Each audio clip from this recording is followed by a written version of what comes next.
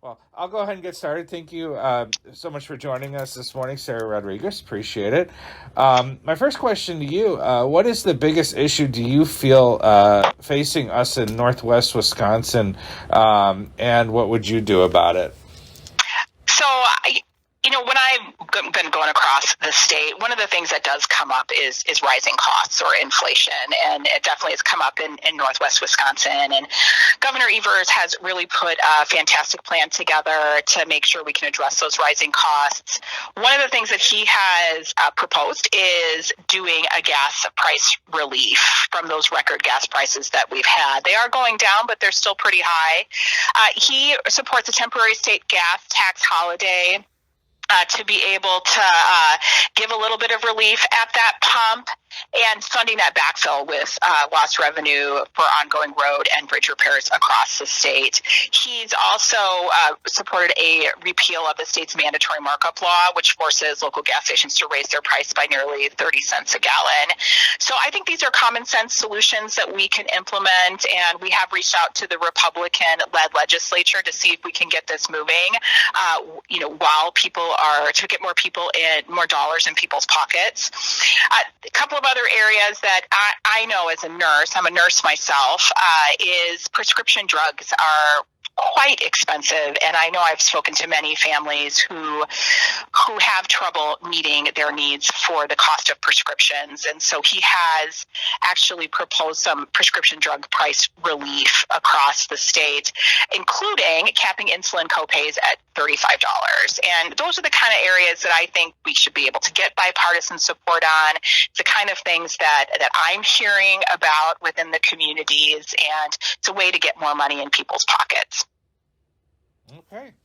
So the office of Lieutenant Governor has just a few official duties and is viewed, I guess, by some as sometimes being irrelevant, but some lieutenant governors have managed to still play a significant role in our government. What would you do to make the office more productive here in Wisconsin if you're successful in November? I'm running to be a partner with Governor Evers, and I really look forward to working with him on many of his initiatives and doing the right thing for Wisconsin.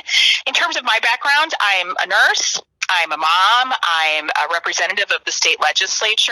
I'm a small business owner myself. I believe I bring really important experience to the table to be able to assist in something as large and complicated as the Wisconsin state government. We have a lot to work on for the next 4 years, and I am ready and willing to work on many different areas with Governor Evers to make sure we can get initiatives across the finish line and work with that Republican-led legislature to make sure that we're doing the right thing for Wisconsin. Great. Wisconsin has seen a growing division pretty clearly amongst everybody. When it comes to politics, everybody can see that. But also development, health mandates, a lot of other issues. A governor represents, of course, all the people of the state. What would you do as our next lieutenant governor to bridge those gaps and then bring people together in spite of their differences? So I live in Waukesha County, and I have traveled across the state of Wisconsin, and so I know that there is more that unites us than divides us. And I'm proud to be running with a governor who, despite Republican controlling both houses of the legislature, has been able to find common ground and pass bipartisan legislation. I've watched this firsthand in the state assembly, and in fact, 99% of the bills signed by Governor Evers have passed with bipartisan support. I believe in people working together. I hear that same thing. People are exhausted with the partisanship, and I'm willing to work with anyone in the legislature, regardless of party, to find solutions to bring our state together. Mm-hmm. I'll throw this out. Name a Wisconsinite who inspires you. So I would have to say Val Phillips. She was an amazing community member. She was a civil rights activist. She was our Secretary of State. She did such amazing things for the state of Wisconsin, and she absolutely inspires me in my run for lieutenant governor. Okay. Who do you feel was the greatest governor in our state's history, and why? So That's a hard question. There are so many, but I'm going to have to say fighting Bob LaFollette was a fantastic governor for the state of Wisconsin. He really focused on workers' rights and making sure that workers had a say in the safety and the benefits within their workplace.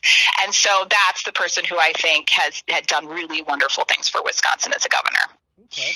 And would you support business development programs that offer 100% tax credits? If so, why? And if not, then why not? So I'm so proud that Governor Evers has made small businesses a key plank for our economic development strategy. As a share of the federal aid that we have received, Wisconsin actually ranks second in the country for aid directed to economic development and first in the country in aid to businesses. And so, I do own a small business myself. I know how important this kind of support from a governor is. But I have to say that I'm weary of economic development programs that rely solely on tax credits or large handouts like we saw with the Foxconn deal. We can support our local businesses and attract new ones without offering huge corporate giveaways that hurt our localities and our taxpayers.